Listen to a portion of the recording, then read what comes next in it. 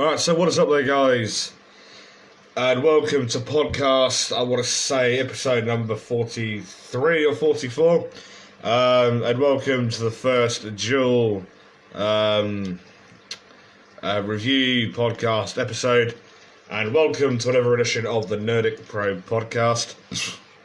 Excuse me. My name is Bobby Salazar, and I am your Nerdic Pro podcast general manager. And so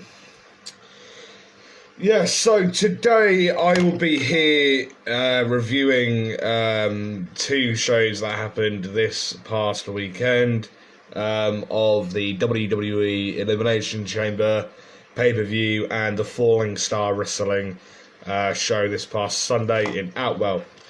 Now, I want to start off with the WWE Elimination Chamber event.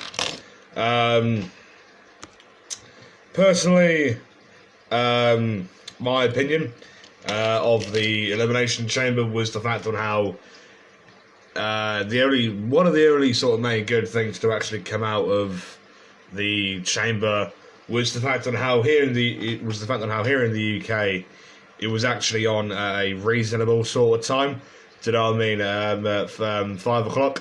Whereas normally, like, the pre-show would probably start like 11:30, like between 11:30 and midnight, and the actual like pay-per-view probably wouldn't start until like 1 o'clock the fucking Monday morning. Do you know what I mean?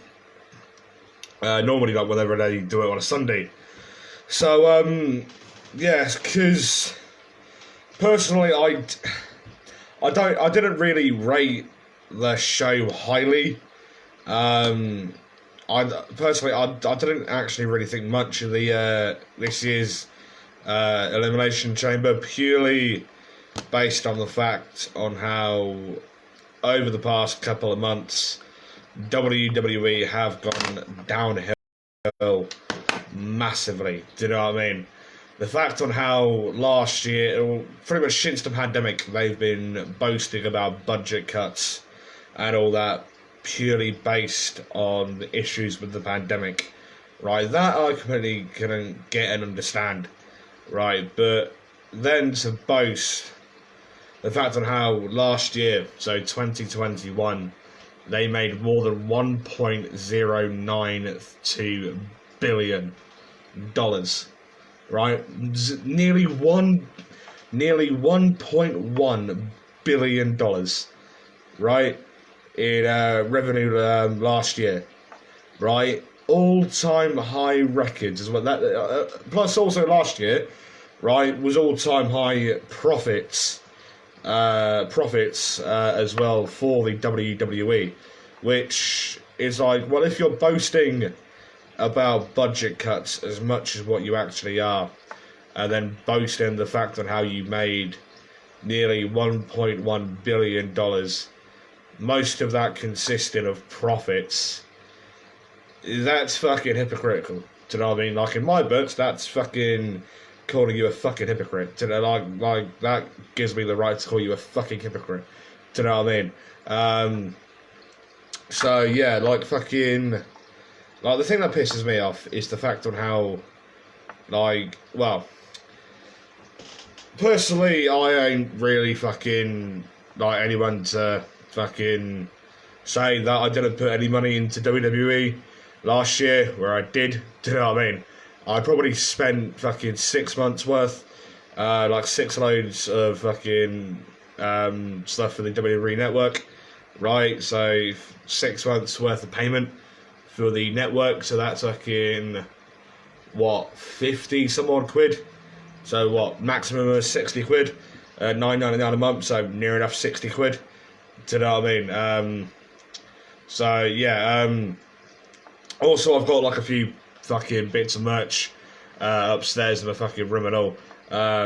So technically I would have contributed to a bit of that, but most money that I actually spent on wrestling shit would have either gone on this Bullet Club top or shit through fucking going to Fallen Star and Big Top and fucking AEW bollocks and all that. Do you know what I mean?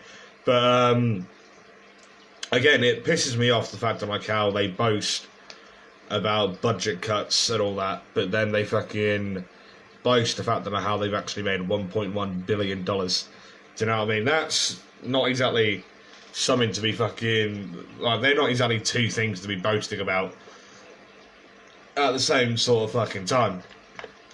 Do you know what I mean? And I know that I've kind of mentioned something like along the lines of this in previous podcasts, but today I'm going to come out and really say it's proper pissing me off. Do you know what I mean?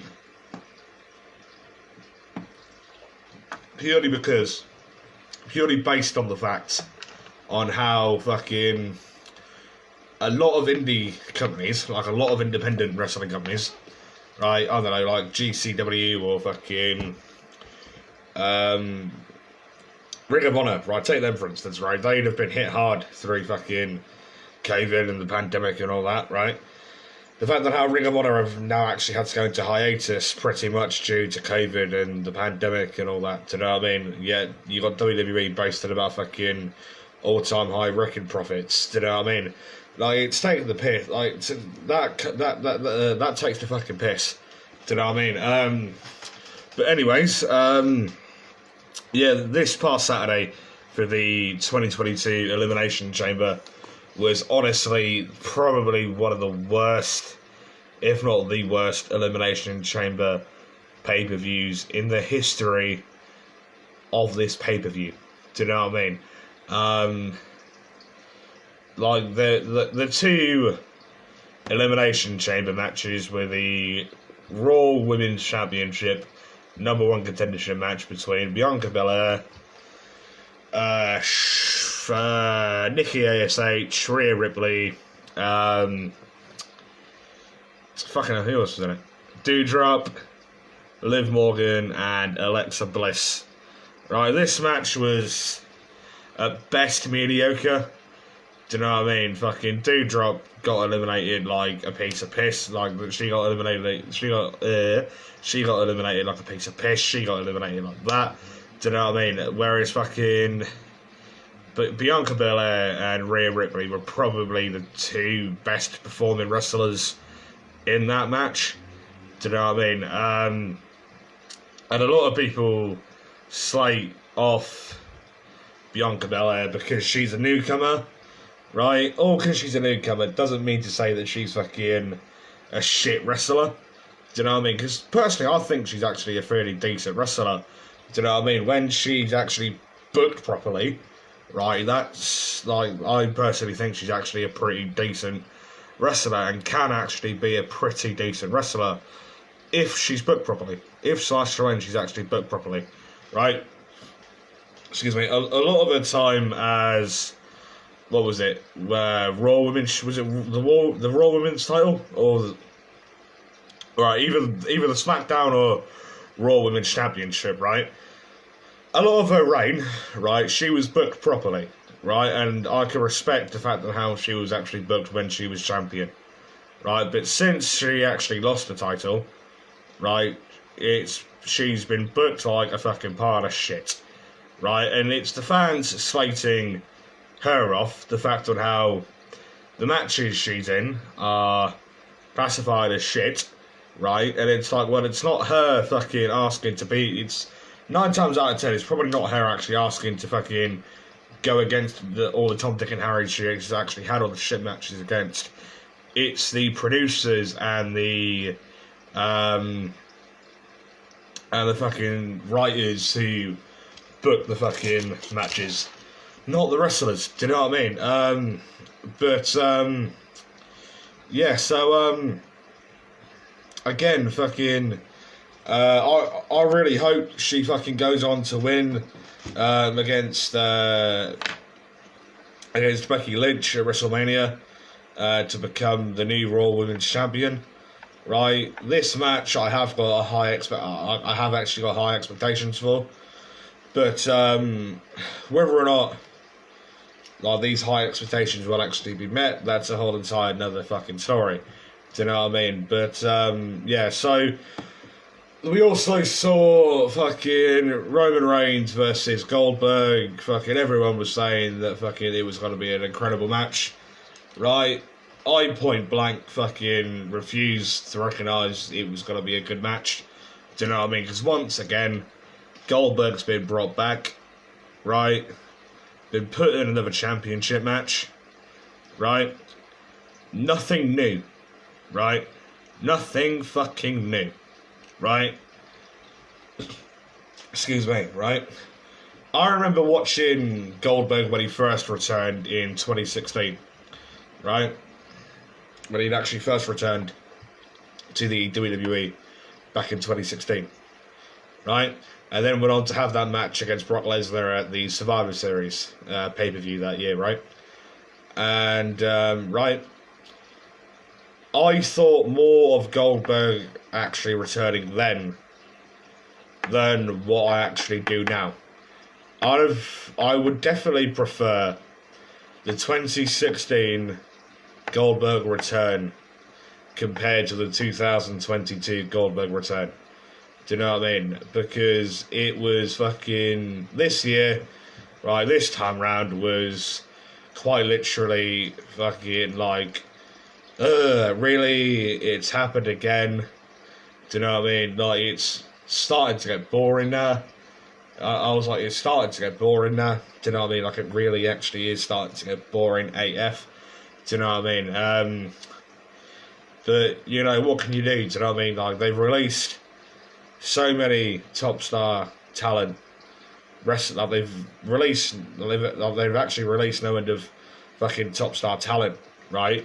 So they can't put fucking Daniel Bryan or Braun Strowman or fucking Bray Wyatt or fucking I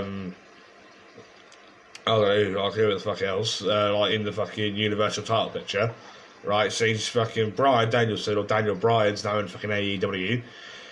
John Moxley fucking left years ago. Fucking Seth Rollins is doing his own fucking thing. Do you know what I mean? Seth Rollins is doing his own fucking thing. Do you know what I mean?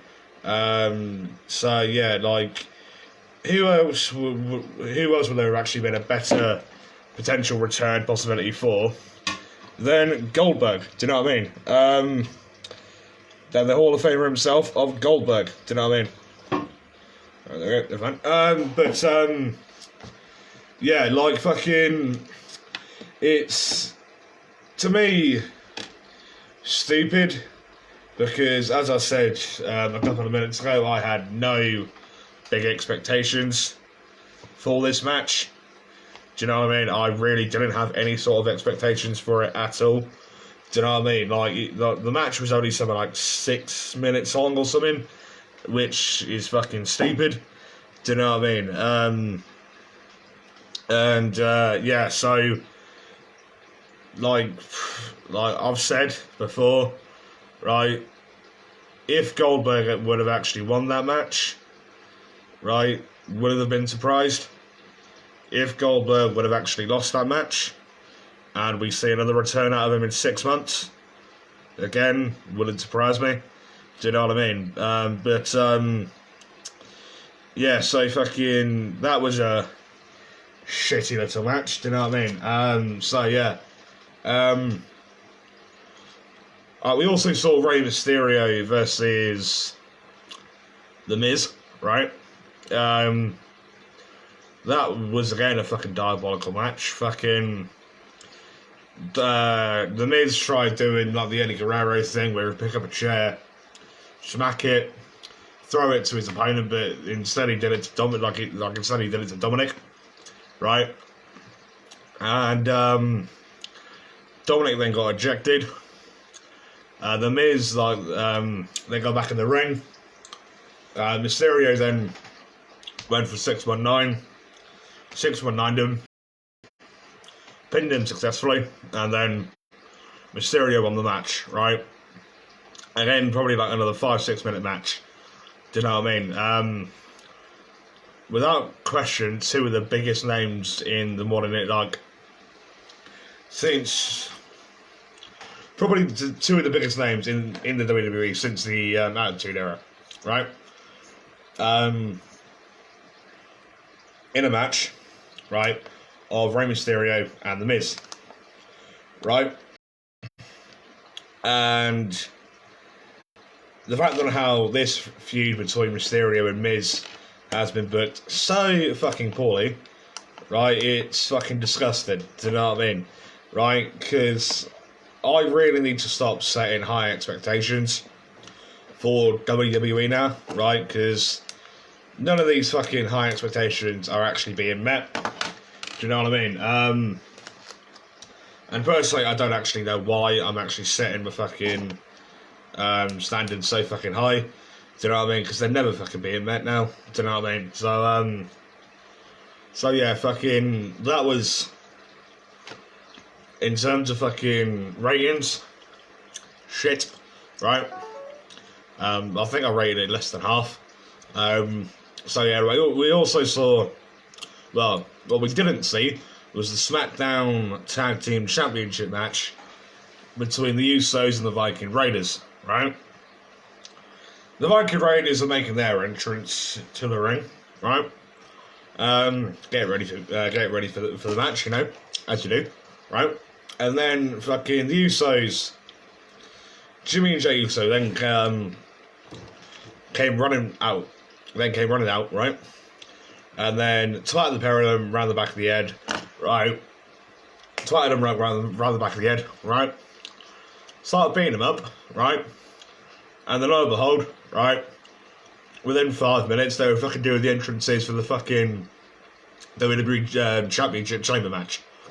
Right, and I'm like, what the fuck? Do you know what I mean?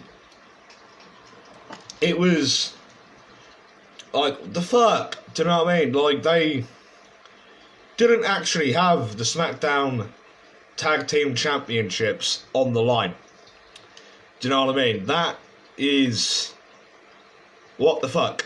Do you know what I mean? Like, it's something that I've been thinking about since Saturday. Like, literally constantly been like, what the fuck? Do you know what I mean? Like, why? So every other fucking match in history, right, with that sort of entrance, right, has actually ended up going ahead. Right? Neither of Eric or Ivar are injured from that attack, right? So why were they both unfit to actually compete?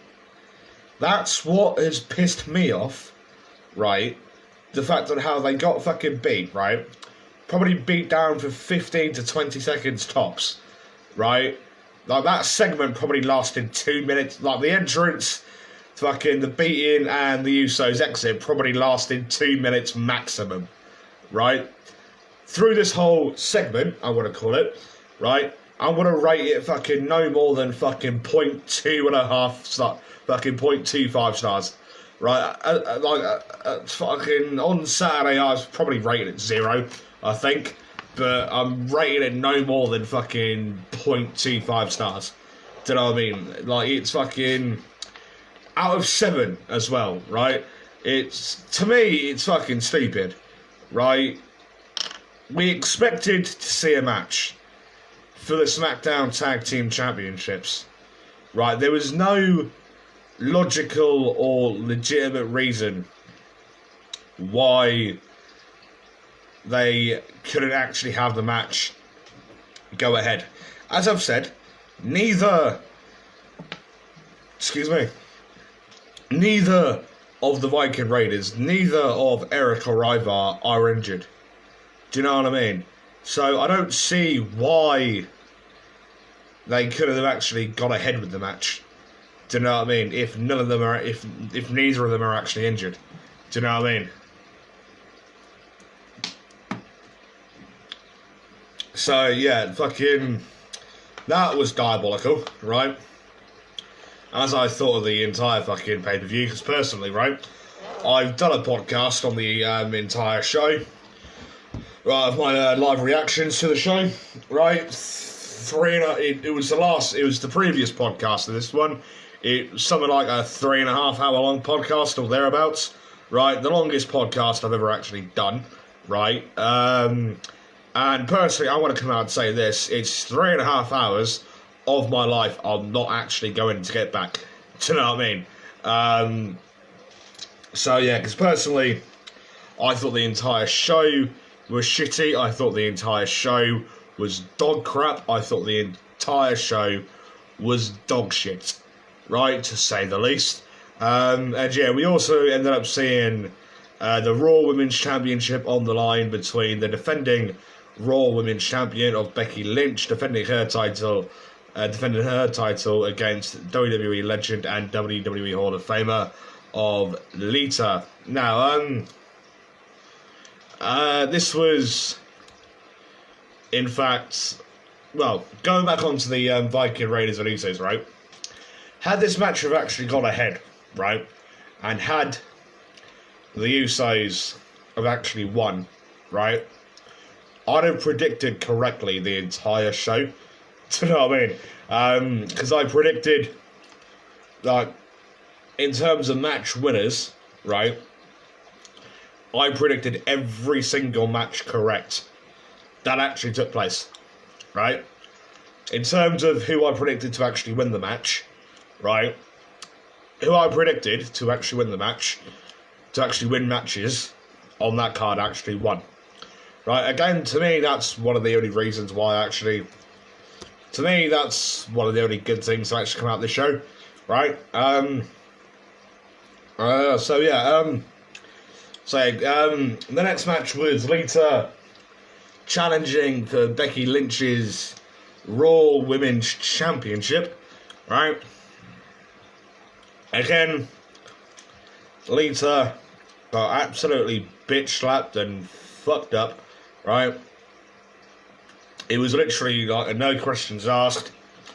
Same with the Goldberg match, right? Everyone knew that Reigns was going to win, right? Right, and this match, right?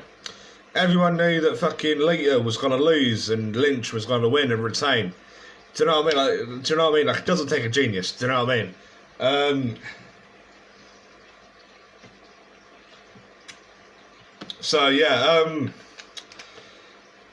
Personally, this match could have actually been a shitload better, right? But as I said, right, I need to stop setting my expectations high. I need to stop thinking that fucking WWE is actually a good company anymore, right? Because they're not. Do you know what I mean? I'm now probably starting to watch MLW, Major League Wrestling now. Do you know what I mean? I'm now regularly watching their weekly. Excuse me, like the past 3 weeks, I've been regularly watching their MLW, is it Azteca show?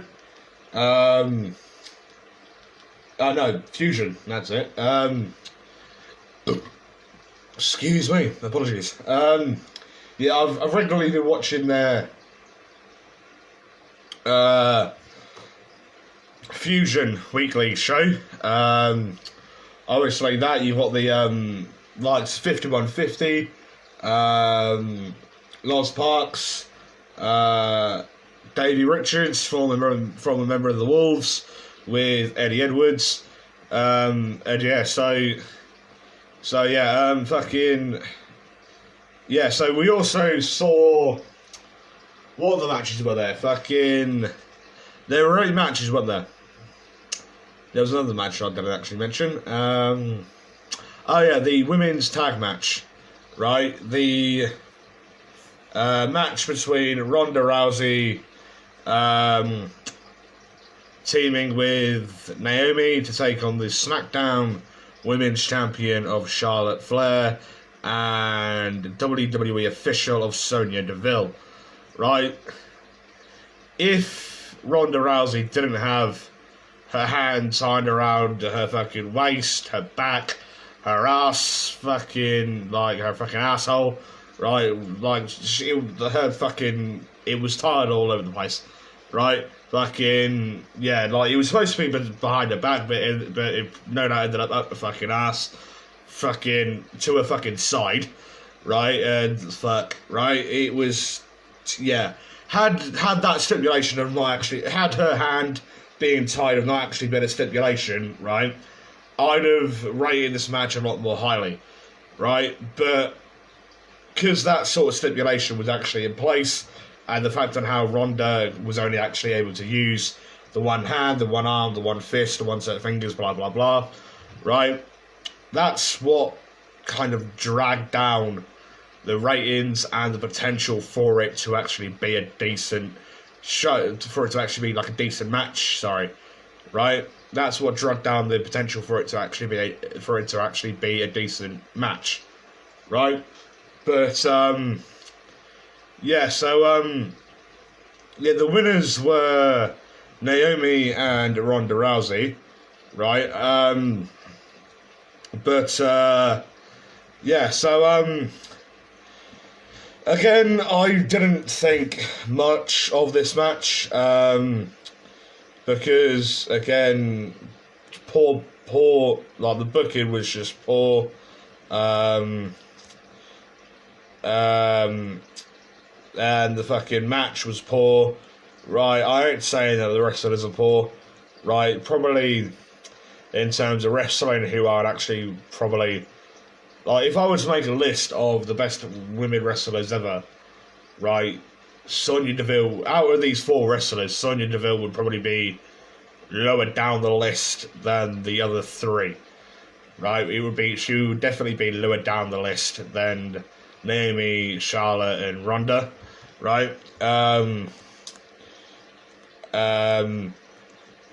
So yeah, like I've said that fucking like before on this podcast, right? That WWE now is just a poor, that it's just full of poorly booked matches, poorly booked feuds, poorly fucking booked promos, everything.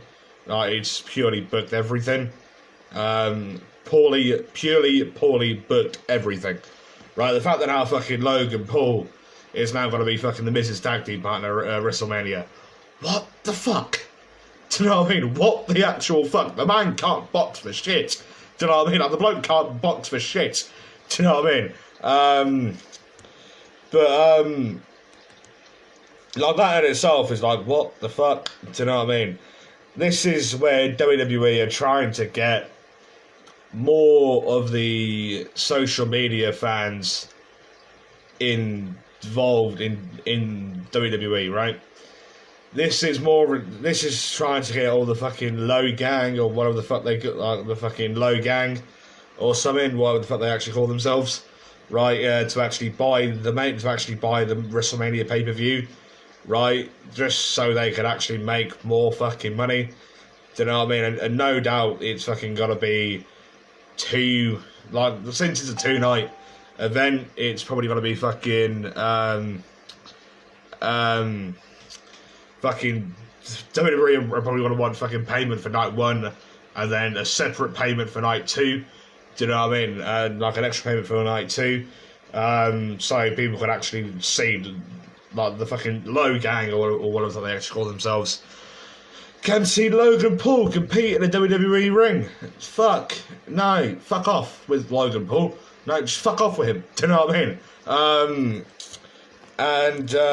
Yeah, so again, that's poor booking. The fact on how fucking the stipulation of Ronda having to have one fist and arm tied up against the fucking back, do you know what I mean? It's like, why? And how the fuck is that a stipulation? Do you know what I mean? Like, fuck me, right? Excuse me, in all my years of being a wrestling fan, right? Hand on heart, right? In all my years of fucking being a wrestling fan, bearing in mind it's been over a decade since I've been a wrestling fan, right? Since I've been like, bearing in mind I've been a wrestling fan for over a decade, right?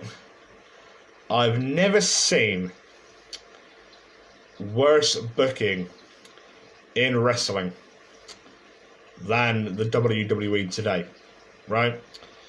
Again, as I've already said, this is why I'm now getting into MLW.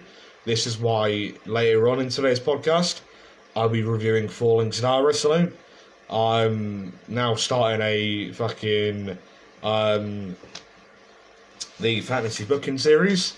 I'm returning with the wrestling review series, right? The Wrestling Review Series podcasts, right?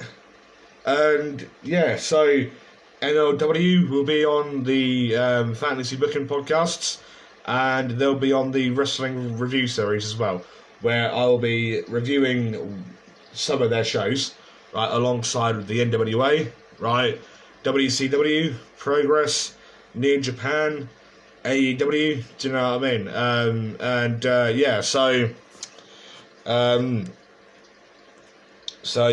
Just a quick note. If anybody is watching live, hang on, section, bollocks.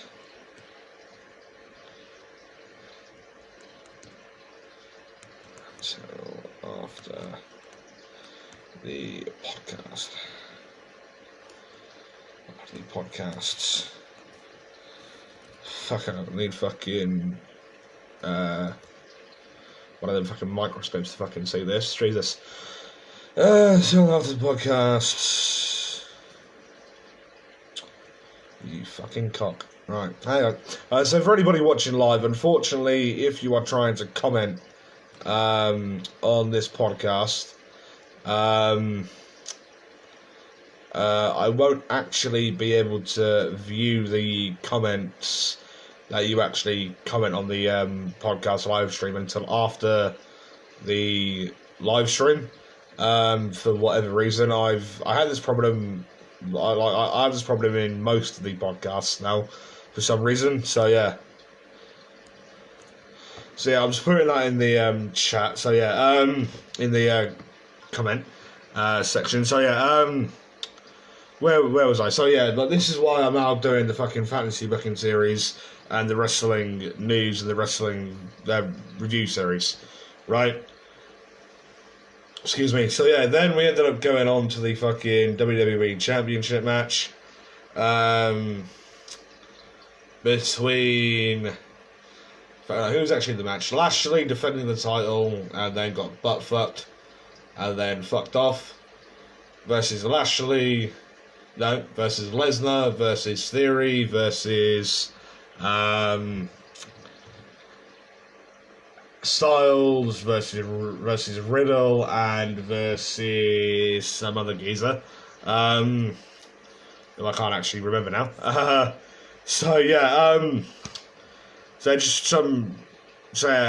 This match was, I would say it was definitely by far match of the night, right? But again, it was a shit match.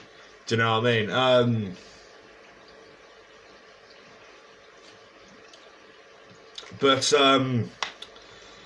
Yeah, it was definitely by far match of the night, but nothing to be fucking gallivanting home about. Do you know what I mean? Probably not the highlight of this match. Oh yeah, no, before we go into that, Madcap Moss versus Drew McIntyre. Completely forgot about that match. And Drew McIntyre, Alabama slams Madcap Moss, and he nearly fucking died. Right? Proper landed on the top of his fucking skull, right? Probably tried to do like a roll or something, right? Probably actually tried to do the bump for the slam, but probably tried to roll as he actually took the Alabama slam, right? But proper landed on the top of his head, right? Proper would have known how jolting his fucking neck and spine, and fuck me, he nearly fucking died, right? It's fucking, I just fucking thinking about it now, fuck me, right? Yeah, and that was a false count anywhere. Obviously, McIntyre in a feud with fucking Happy Baron Corbin or whoever the fuck he is now, right? And Madcap Moss, whoever the fuck he is now. Do you know what I mean? Just thinking about fucking the way like how he landed, right? If you watch my live reaction podcast to the actual pay-per-view, right, I pretty much said word for word right? Drew McIntyre about to Alabama Slam Madcap Moss, and he's about to have his fucking funeral. And it's gonna be his fucking funeral at the end of the fucking show. Do you know what I mean? And then realised that the Undertaker was at a fucking Bad Bunny concert instead. But yeah, so fuck, that was and then we ended up going on to the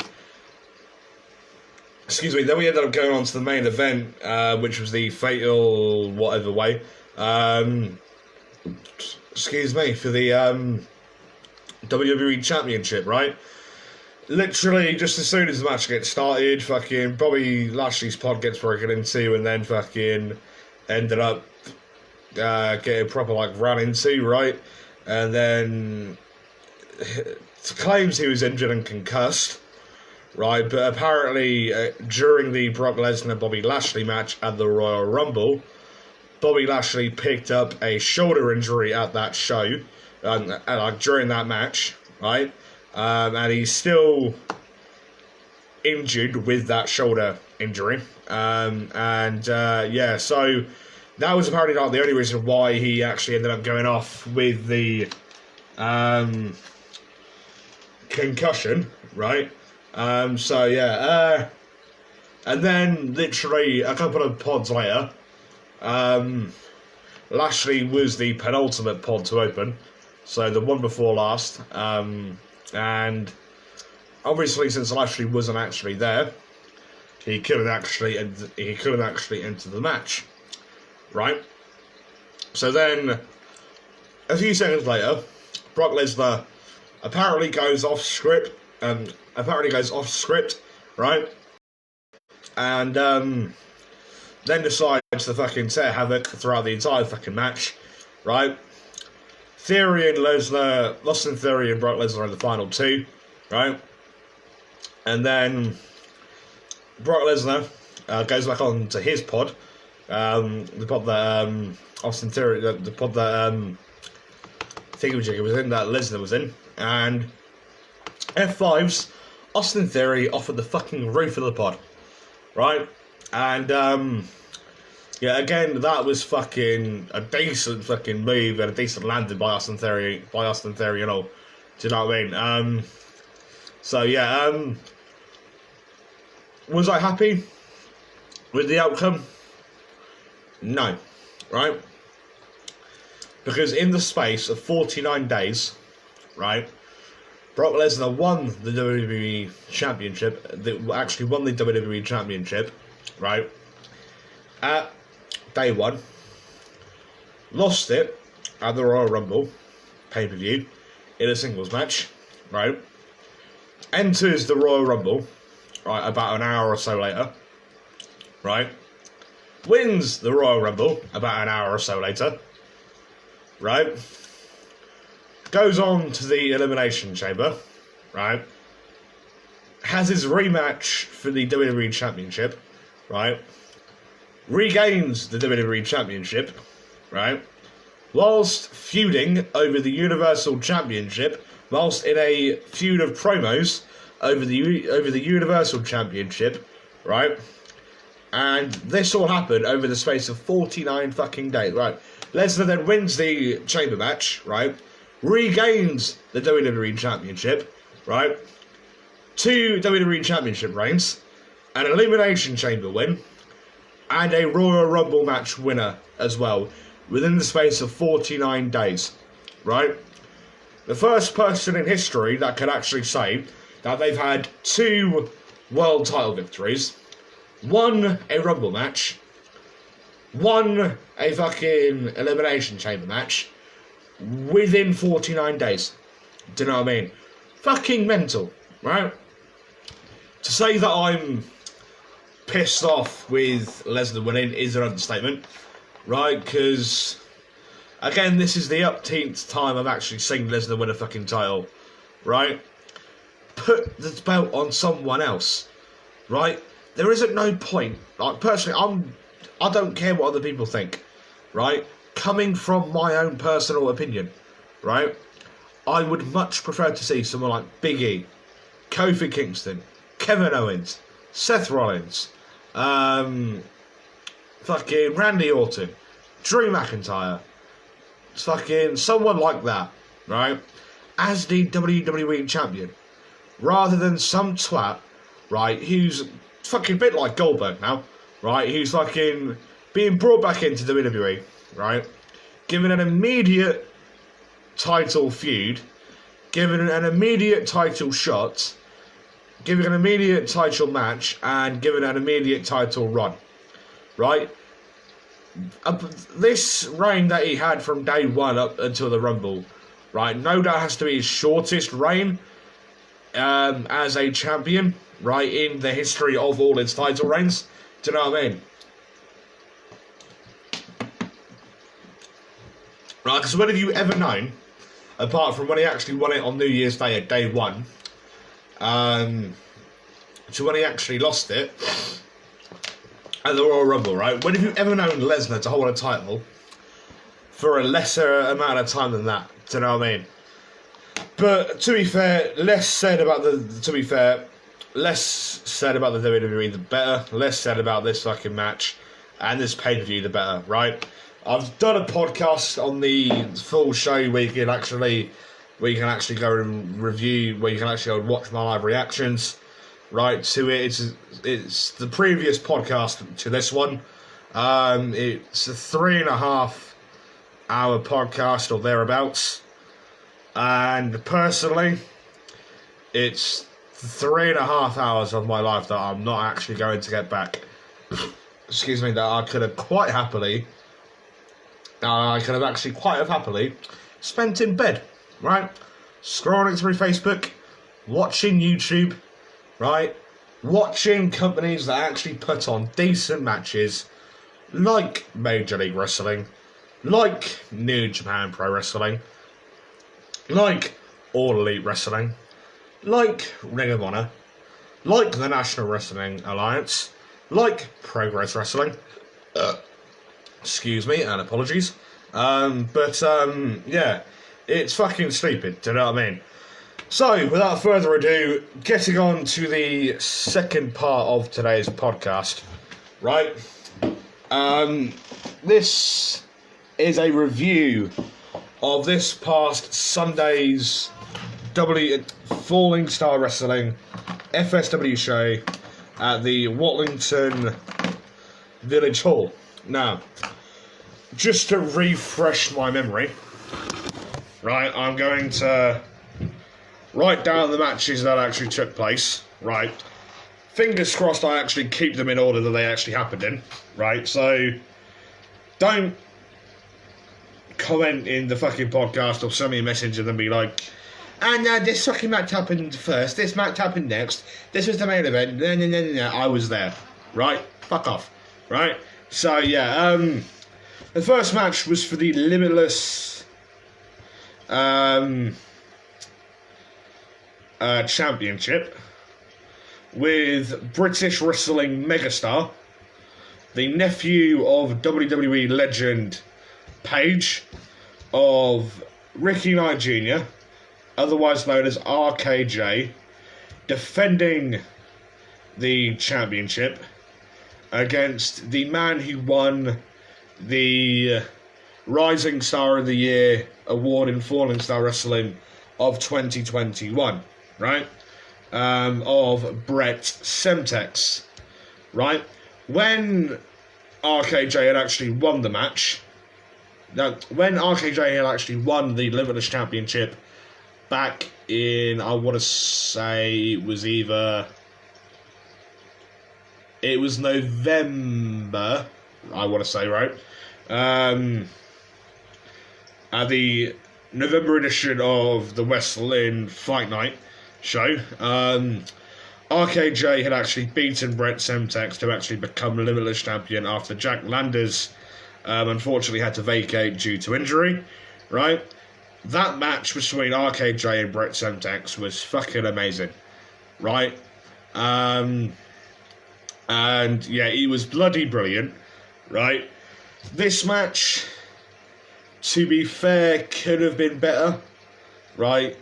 It could have been a lot better. I personally don't think it was anywhere near as good. I don't think it was actually anywhere near as good as their match back in November. At West Lynn, right? If truth be told, right, I really don't. And as I said, it could have actually been a lot better as well. But I still do rate it. I still do rate it highly. I don't. As some of you guys may be aware, I don't actually rate Falling Star Wrestling shows by stars. But today will be the first time I actually will do, right? I'm going to rate Falling Star shows out of 5 instead of my usual 7. So I'm going to rate this match between RKJ and Brett Semtex.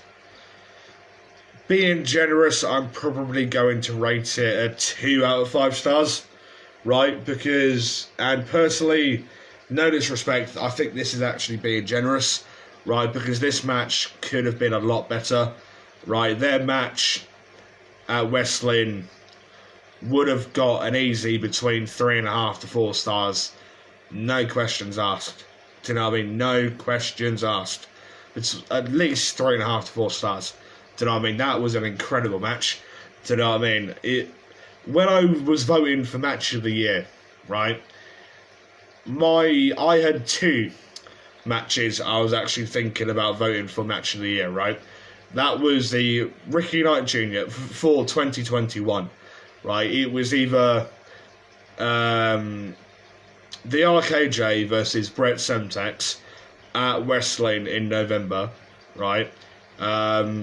For the Limitless Championship, or the Cali Gray versus Jack Landers match at Heacham for the Limitless Championship when Jack had actually regained the Limitless Championship just before he unfortunately had to vacate due to, I want to say, some sort of arm injury or something, like something. He's done something to his, I want to say, left arm. He's taken now back as he was actually on the card on Sunday, and so he unfortunately had to vacate the title due to said injury, and so to which then resulted in British wrestling megastar of Ricky Knight Jr. or RKJ to actually pick up the victory to actually become Limitless Champion, so it was either Brett versus RKJ at West Lynn or Cali Gray versus Jack Landers at Heacham, right? The Jack Landers versus Cali Gray match, I think, it was either the RKJ versus Brett Semtex or Cali Gray versus Jack Landers matches, right? Those would have been my 2 top choices out of the matches I actually saw, right? From 2021, right? And to be fair, right, Falling Star Wrestling put on some fucking amazing matches in 2021, right?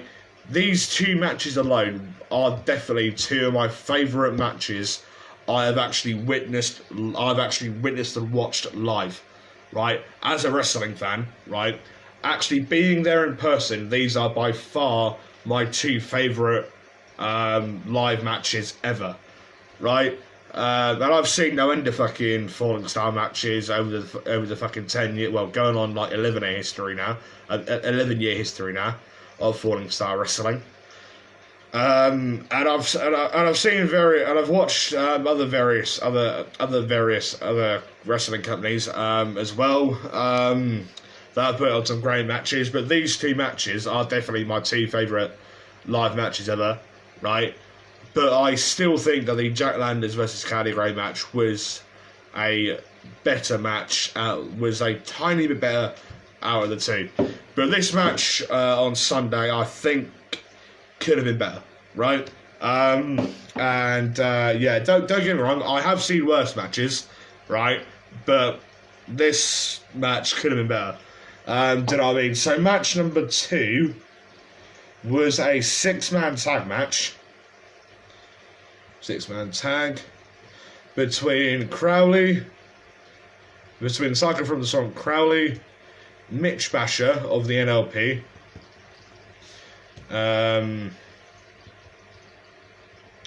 NLP, and the Falling Star Wrestling and Lion Wrestling Promotions heavyweight champion of the Alpha Athlete, C.W. Davis, a man who I have interviewed here on the Nerdic Pro podcast. You can go watch it for free here on Facebook.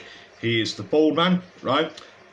He's the one and only bald wrestler who actually debuted in the for the podcast, so he wouldn't exactly be hard to spot.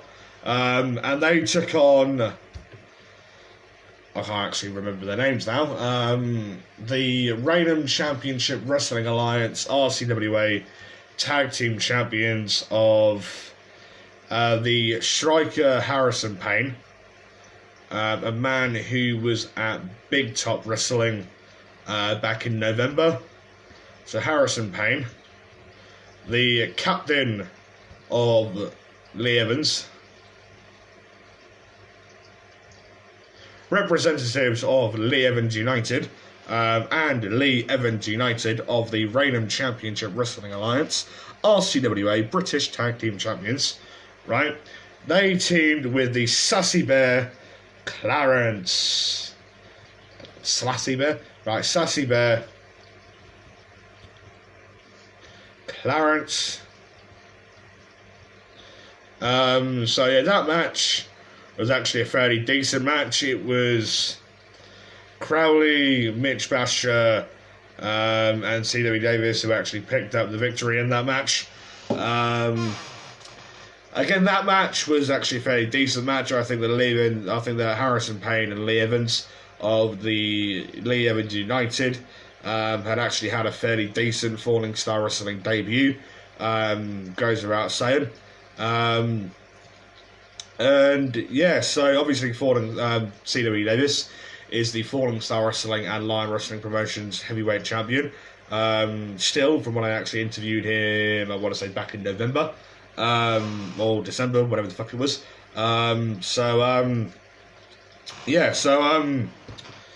Again, decent match. I'm probably going to rate this match 2.6 out of 5. Right, so yeah, then Jade and Scar came out. Right? So Jade and Scar, I'll be rating this as well. Jade and Scar confront Davis, basically saying that he wants his Falling Star Wrestling Heavyweight Championship back as quickly as possible. Right, I am actually liking these interferences from Jade and Scar, right? As I think that this feud between Jade and Scar and the Alpha Athletes, C.W. Davis, is probably one of the best feuds I've actually ever seen in Falling Star. Do you know what I mean? And their match at Olympisport was actually really good. I know they had a match at Swanton Morley for the title where Davis had actually retained. I unfortunately wasn't there at Swanton Morley. Yeah, so I can't talk much about that match.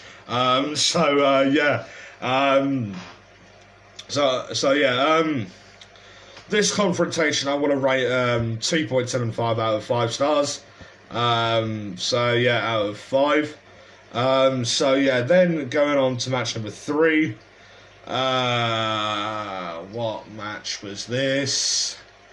I want to say it was Johnny Storm, British wrestling legend. Yep, I remember now. Right, Furio, the Kung Fu Vampire Furio versus the Wonder Kid, Johnny Storm.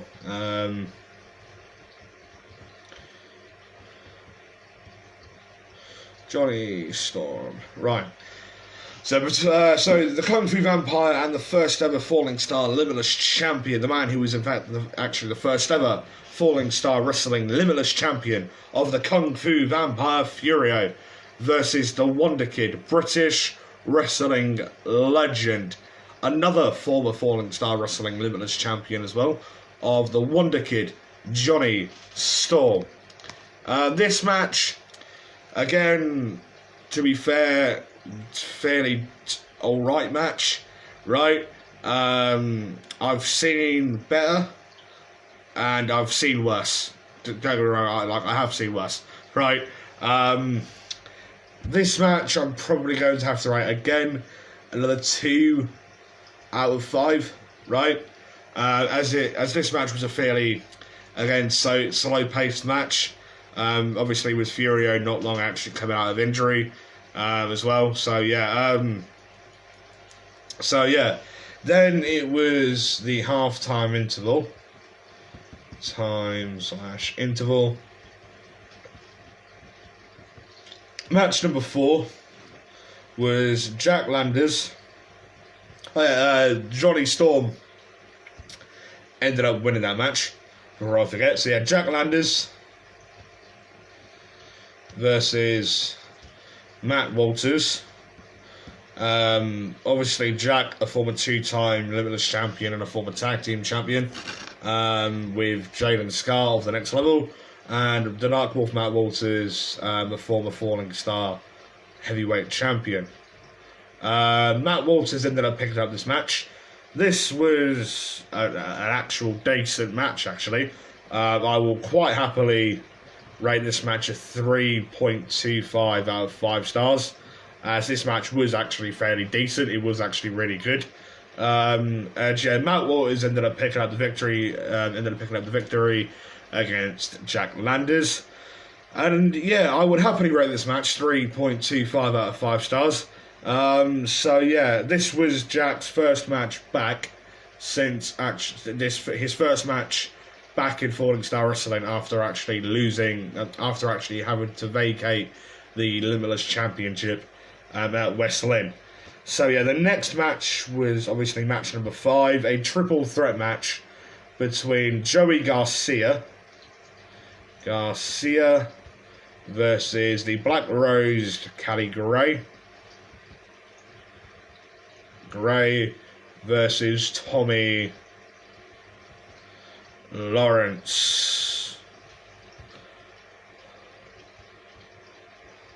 This match again was actually really, really good, right? It was a really good match, right? Really good triple threat match, right?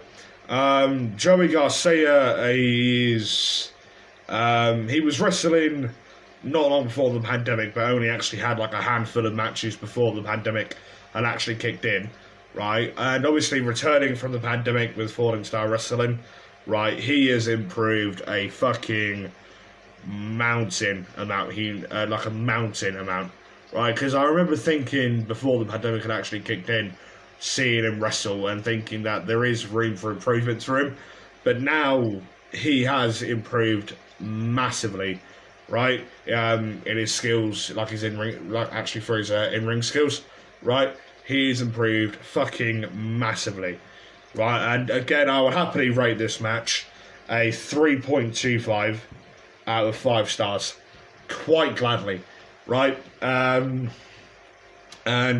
quite happily 3.25 out of 5 stars, right? Callie Gray ended up picking up the victory, and yeah, honestly, right, that match couldn't have asked for any more. It was a very, very solid and good match, right? Then we move on to the main event and 6th match of the evening, the final match of the evening. It was a tag team match between Jimmy Star, the owner of Falling Star Wrestling, Jimmy Star, and Patrick Vincent Crown of PVC of the Disaster Artists versus the Greasy Tosspot, George Rashford. If you were actually there on Sunday, then you'll understand what I mean. By calling him a Greasy Tosspot, and Bobby Adams, good fucking name. I was about to fucking say Booby Adams, but okay. Bobby Adams in a no DQ match. No DQ match. Right, this match was a very, very good hardcore match. Right, Jimmy Star ended up getting on the mic just as Rashford and Adams had actually made their way to the ring. as they're actually doing their entrance, etc. Jimmy got on the mic calling George Rashford a greasy tosspot, and saying that Jimmy wants to face Rashford one-on-one. Gave Bobby Adams the opportunity to leave. Said that Patrick Vincent Crown, PVC, would leave as well if Bobby Adams had actually left as well. But Adams didn't leave, and it still went on as a tag team match. It was a very, very good tag team match, right? And I will happily rate this 3.5 stars out of 5. Out of 5. I would happily rate this match with 3.5 stars out of 5, right? If you ask me, right, again, this match, brilliant match, great hardcore match, as well. And, yeah, so I really like the fact on how Jimmy Star had actually been put through a table. There was a kendo stick involved, there were chairs involved. Yeah,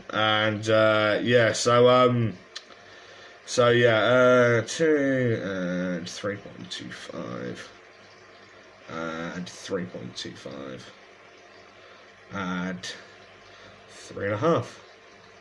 So yeah, it was a very, very good show in general, right? Very, very good show, right? Their third show of 2022, right? And out of the 7 ratings and the 7 things that happened, right, with the matches and the confrontation of Jane Scar and Stewie Davis, right, brings the total rating up to 19.35 stars. 3.5 stars. Out of, so 7 times 5, out of 30. Out of 30. So not so fairly decent. Like a fairly decent amount of like an actual like fairly decent amount of rating, right? Which gives an average rating of, average rating of 2.76 stars.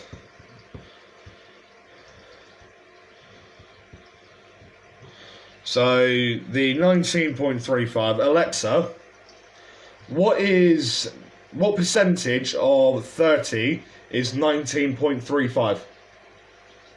19.35 is 64.5% of 30. So 64.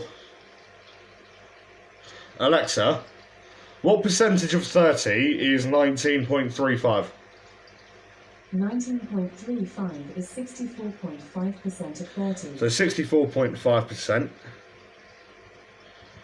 0.5%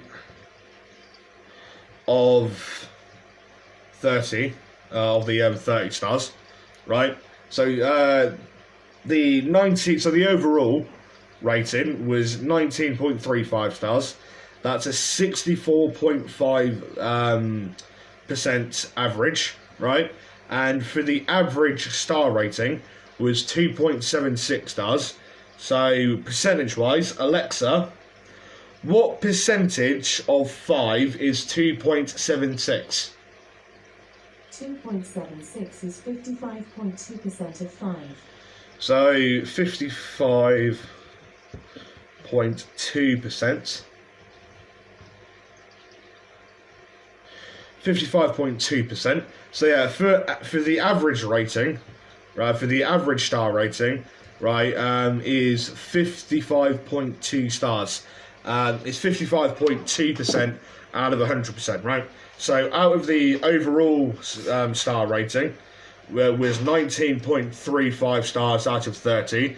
That is a percentage of 64.5 of the potential 30%. And the average star rating was 2.76 stars. That is a percentage rating of 55.2%. So yeah, fairly good looking ratings, if you ask me, because I think that my Elimination Chamber thing's right. I get that there was only 8 things that I'd actually rated on that show, obviously compared to this 7, right?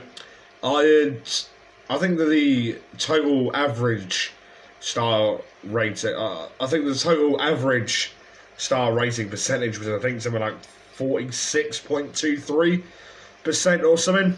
I've got a bit of paper upstairs, but and I can't be asked to actually go upstairs and bring it down, because, you know, I was a fucking dumbass and forgot to actually bring it down. Excuse me.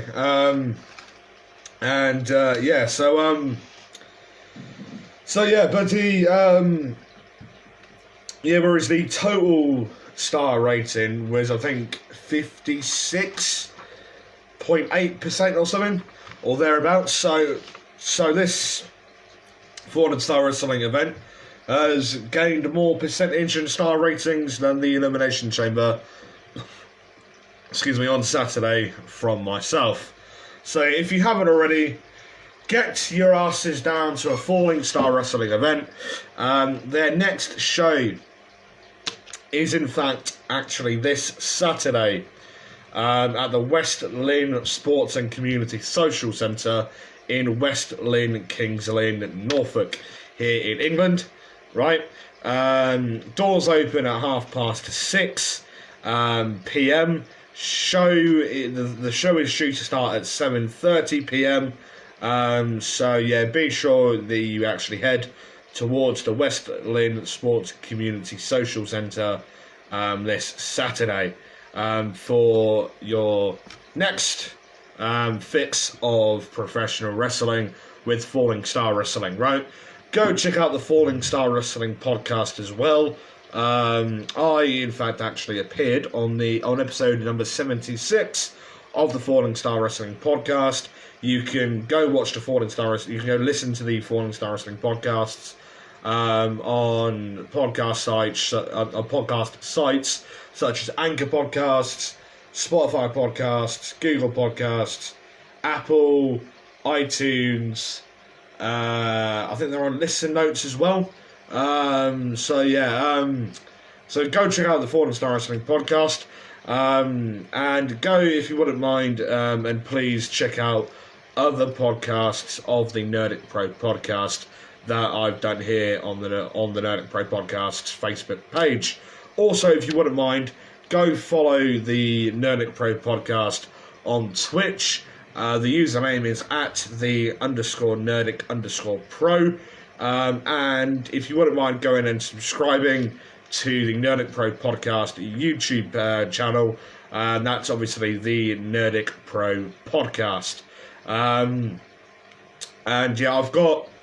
I've got 3 pre-recorded gaming videos that I'm going to be putting up onto the Nerdic Pro podcast's Facebook page in the coming days.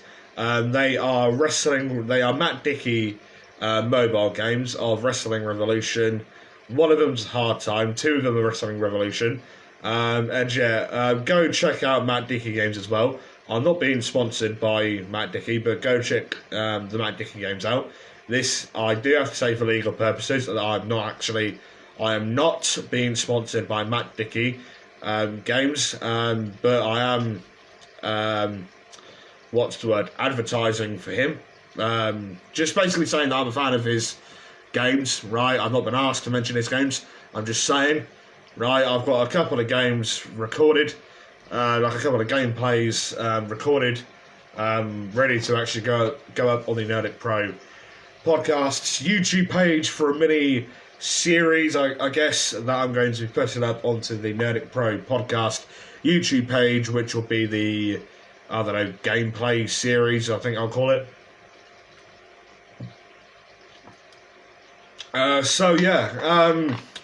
Thank you very much for those of you actually watching live, as I've seen that a few of you have actually been watching live. Thank you very much for actually listening and watching this podcast. Right, it really does mean a lot. I shall be seeing you bozos tomorrow night for Nerdic Pro Weekly episode number 14. right? The penultimate.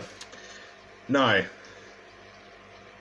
What's the date tomorrow? 22nd, 29th. Excuse me. The penultimate episode of Nerdic Pro Weekly on a Wednesday evening, as of the not next week but the week after. The Nerdic Pro Weekly, will be moving to Monday nights instead of being on Wednesday nights. This is due to some stuff happening outside of the podcast, which will be having to prioritise the Nerdic Pro Weekly on Wednesdays. So if you wouldn't mind, go check that out. Come join me tomorrow, the episode number 14 of the Nerdic Pro Weekly. So yeah, thank you very much. I've been Bobby Salazar, and I've been your Nerdic Pro Podcast General Manager. Thank you very much, and I'll be seeing you guys later on. Goodbye.